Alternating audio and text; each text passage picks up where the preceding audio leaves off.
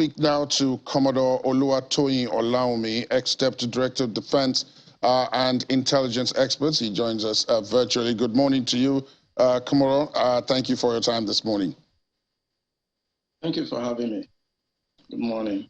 We are hearing, of course, the usual from both sides, and therefore it's a bit difficult to know what the actual situation on the ground is. But some of those I have spoken to have said that this was expected, that because in spite of all the help that Ukraine has gotten, the Russians are simply too strong and that their objectives will eventually be achieved. Is that a fair comment given what has happened in the last 13 weeks?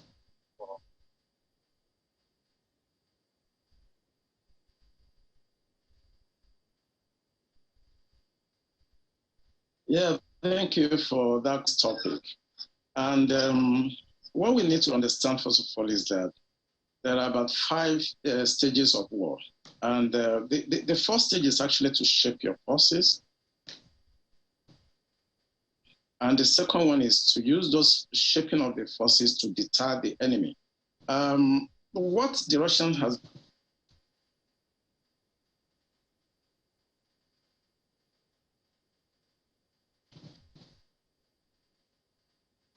third stage, when the Russians trying to dominate the theater.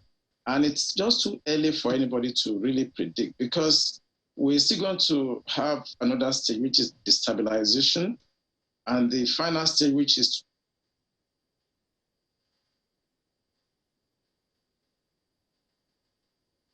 to enable that objective.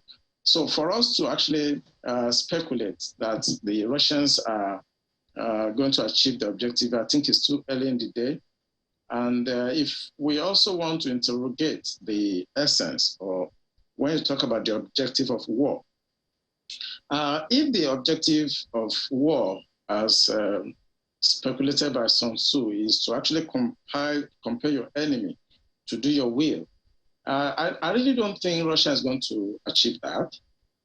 And if you look at also the aim of warfare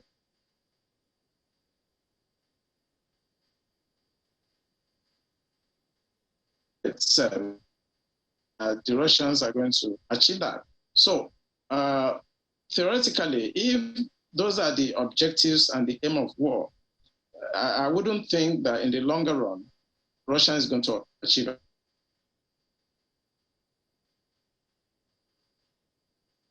We seem to have problems we seem to be having problems with you, Commodore. Can you hear me? I can hear you clearly. Okay, in that case, please go on. Yeah, the only thing I think the Russians will achieve in the longer run is to just get a portion of Donbass, but to achieve the critical objective of making the Ukrainians to do the will of Russia is going to happen. It's not attainable at this time.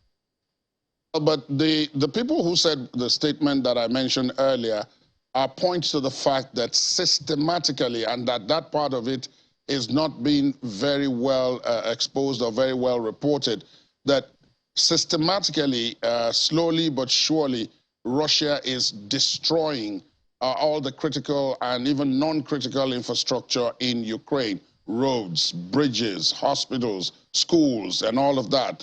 So that at the end of the day, even if it does not conquer Ukraine, there won't be much left by the end of all of this.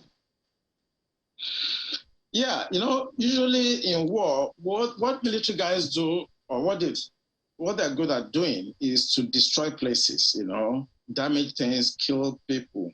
But for us that are in the trade, we know that is not really the objective.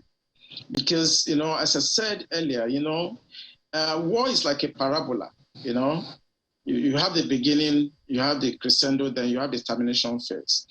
You can kill as many people as possible, you can destroy as many bridges and houses as possible. But if you ask Putin, that is not the objective of that war.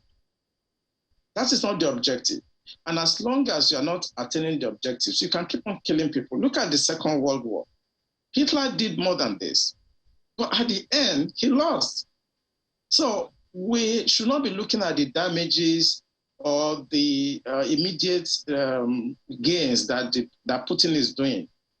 In the long run, the Russians are going to suffer tremendously for this.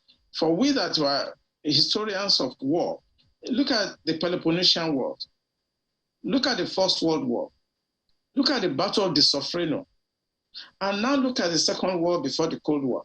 What Russia is doing is futile. It's futile. It's just going to actually get its people into trouble, because by the time the history of this war is going to be told in another 20 years, 30 years, we are going to see clearly the folly, the stupidity of Russians.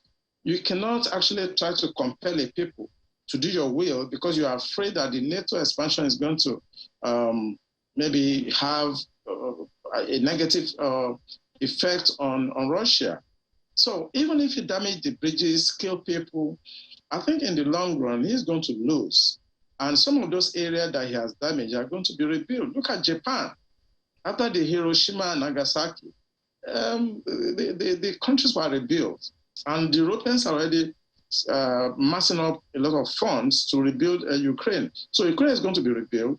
But at the end of the day, Putin is going to be subjected to the trash of history. And I think it's better for him to look for a way out of this misadventure, as I would call it. Those things you are seeing are just what war is all about. But at the long run, the objective is not going to be met. I've always said this. Russia is not going to achieve the objective of that war. Indeed, Commodore Oluwatoyin, thank you for your time. We were having a bit of difficulty towards the beginning with the connection, but then we could then eventually get to hear you. Thank you so much for your time this morning. It's really a pleasure to have you. Thank you.